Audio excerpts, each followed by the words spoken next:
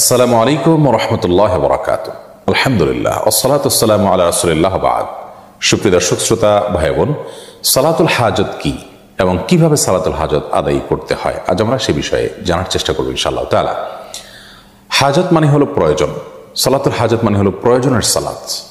এমন কোনো মানুষ পৃথিবীতে নেই যার কোনো চাওয়া, যার কোনো বিশেষ প্রয়োজন নেই।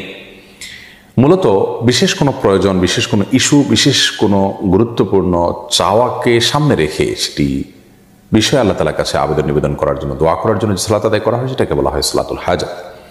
সালাতুল হাজত এই নামে, এই শব্দে আলাদা করে কোনো সালাতের কথা হাদিসে সেভাবে বর্ণিত না হলেও মৌলিকভাবে সালাতুল হাজত বা বিশেষ প্রয়োজনের প্রেক্ষিতে সালাত আদায় করা এই বিষয়টি প্রমাণিত। আপনার কোনো বিশেষ চাওয়া আছে, বিশেষ কোনো নিবেদন আছে, আবেদন আছে আল্লাহ তাআলার কাছে, বিশেষ কোনো প্রয়োজন আছে যেটি পূরণ হওয়া দরকার, এটি পূরণ হওয়ার জন্য আপনি বিশেষভাবে সালাত আদায় করবেন, এটি প্রমাণিত। কোরআনে কারীমে আল্লাহ তাআলা বলেছেন ওয়াস্তাঈনু বিস-সাবরি ওয়াস-সালাহ, তোমরা সবর এবং সালাতের মাধ্যমে আল্লাহ তাআলার কাছে সাহায্য প্রার্থনা করো। যে কোনো ইস্যুতে সাহায্য প্রার্থনা করার ব্যাপার থাকতে পারে, সেখানে আমরা সালাত আদায় করে সাহায্য প্রার্থনা করব। এটাই হলো প্রয়োজনের মুহূর্তের সালাত। আর নবী করিম সাল্লাল্লাহু আলাইহি ওয়াসাল্লাম সম্পর্কে আবু দাউদে বর্ণিত হয়েছে কানাইদা হাজাবাহু আমরুন ফাসাল্লাহ, অন্য বর্ণনায় আসছে কানাইদা হাজাবাহু আমরুন ফাজা ইলা সালাহ, অর্থাৎ নবী করিম সাল্লাল্লাহু আলাইহি ওয়াসাল্লামের জীবনে গুরুত্বপূর্ণ কোনো ইস্যু, কোনো প্রয়োজন, কোনো সমস্যা তার সামনে এসে পড়লে তিনি সাথে সাথে সালাতে দাঁড়িয়ে যেতেন। সালাতের মাধ্যমে আল্লাহ তাআলার কাছে আশ্রয় প্রার্থনা করতেন, প্রয়োজন পূরণের জন্য দোয়া করতেন। বিশ্ববিখ্যাত মুহাদ্দিস মোল্লা আলী কারি রাহিমাহুল্লাহ তিনি বলেছেন যে এই সালাত যে নবী সাল্লাল্লাহু আলাইহি ওয়াসাল্লাম প্রয়োজন হলে সালাতে দাঁড়িয়ে যেতেন, এটা কি সালাতুল হাজত বলা যেতে পারে, অর্থাৎ প্রয়োজনের মুহূর্তের সালাত এটাই। যেহেতু এটার বিশেষ কোনো কাইফিয়ত বা পদ্ধতি বা বিশেষ কোনো সময় ঠিক করা নেই, যে কোনো সময় এটি পড়া যেতে পারে। যদিও সালাতুল হাজতের একটি আলাদা ফরম্যাট বা ভিন্নতর একটা ফরম্যাটের কথা তিরমিজির একটি বর্ণনা বর্ণিত হয়েছে, সেই বর্ণনাটি মুহাদ্দিসদের মূল্যায়ন, অনেক মুহাদ্দিসদের মূল্যায়ন অনুযায়ী সেটি সহিহ বা বিশুদ্ধভাবে বর্ণিত নয়, বরং সেটি সনদ নিয়ে অনেকে আপত্তি তুলেছেন, সেটিকে দুর্বল বলে বলেছেন। তো সেই বিশেষ পদ্ধতিটা যেটি ওই দুর্বল হাদিসে বর্ণিত হয়েছে সেটা জানিয়ে রাখছি।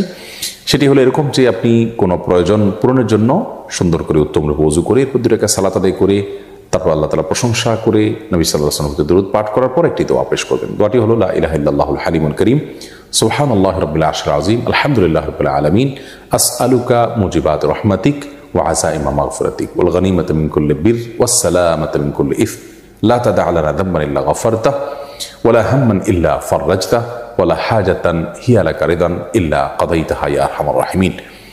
এই দোয়াটি শব্দের কিছুটা হেরফের সহকারে ভিন্নতরভাবেও বর্ণিত হয়েছে, মূল জিনিস একই, যে কোনটা পড়লেই মূল উদ্দেশ্য হাসিল হতে পারে। দোয়াটির অর্থটা খুব চমৎকার।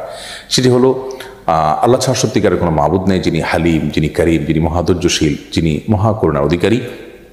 সুবহানাল্লাহি রাব্বিল আরশিল আযীম, ওই আল্লাহর পবিত্রতা বর্ণনা করছি, পবিত্রতা জ্ঞাপন করছি যিনি মহান আরশের রব এবং পালনকর্তা। প্রশংসা করছি ওই আল্লাহর যিনি সকল জগৎসমূহের পালনকর্তা। আসআলুকা মুজিবাত রাহমাতিক, হে আল্লাহ আপনার কাছে আমি চাই এমন জিনিস, এমন আমল, এমন দোয়া যা আপনার রহমতকে আবশ্যক করে দিবে আমার জন্য, এবং আপনার ক্ষমা লাভের যে উপকরণ আছে সেটি আপনার কাছে আমি চাই, এবং ওয়াল গনিমাতা মিন কুল্লি বির, সকল ভালো কাজ করার সৌভাগ্য আমি যেন পাই সেটি চাই, ওয়াস সালামাতা মিন কুল্লি ইসম, সকল পাপ থেকে নিরাপত্তা যেন আমি লাভ করতে পারি, নিরাপদ যেন থাকতে পারি সেটা আমি আপনার কাছে চাই। লা তাদা লানা যামবান ইল্লা গফারতাহু, আল্লাহ আমার এমন কোনো পাপ যেন না থাকে যা আপনি মাফ করেননি, ক্ষমা করেননি, অর্থাৎ সব গুনাহ আপনি মাফ করে দিন। ওয়ালা হাম্মান ইল্লা ফাররাজতাহু, এবং এমন কোনো পেরেশানি যেন আমার না থাকে যা আপনি দূর করে দেননি, অর্থাৎ সব পেরেশানি দূর করে দিন। এবং আমার এমন কোনো প্রয়োজন যেন না থাকে যে প্রয়োজনটা পূর্ণ হওয়ার মাঝে আমার কল্যাণ নিহিত আছে এবং যাতে আপনার সন্তুষ্টি আছে, সেই প্রয়োজন যেন অবশ্যই আপনি পূরণ করে দিন। তো দোয়াটির অর্থ বেশ চমৎকার। এমনিতেও আমরা সাধারণভাবে দোয়াটি পাঠ করতে পারি। আর খোলাসা কথা হলো, কোনো বিশেষ প্রয়োজনে কোনো ইস্যুতে আপনি ওযু করে 2 রাকাত সালাত আদায় করলেন, এটি সালাতুল হাজত হিসেবে গণ্য হবে। আল্লাহর কাছে আপনি মন খুলে দোয়া করবেন, নিবেদন করবেন, ইনশাআল্লাহ বিদিনিল্লাহ যে কোনো প্রয়োজন আল্লাহ তাআলা আপনার পূরণ করবেন। এটি যে কোনো সময় হতে পারে। আর দোয়া কবুলের সময়গুলোতে বিশেষ গুরুত্বের সাথে এগুলো করা উত্তম। এই ধরনের দোয়া সালাত আদায় করা এবং দোয়া পেশ করা উত্তম, যেমন ভোর রাত এবং দোয়া কবুলের যে আরও সময়গুলো আছে সে সময়গুলোতে। আল্লাহ রাব্বুল আলামিন সব ক্ষেত্রে আমাদেরকে নবী করিম সাল্লাল্লাহু আলাইহি ওয়াসাল্লামের সুন্নাহকে অনুসরণ করার তৌফিক দান করুন। আসসালামু আলাইকুম ওয়া রাহমাতুল্লাহি ওয়া বারাকাতুহু।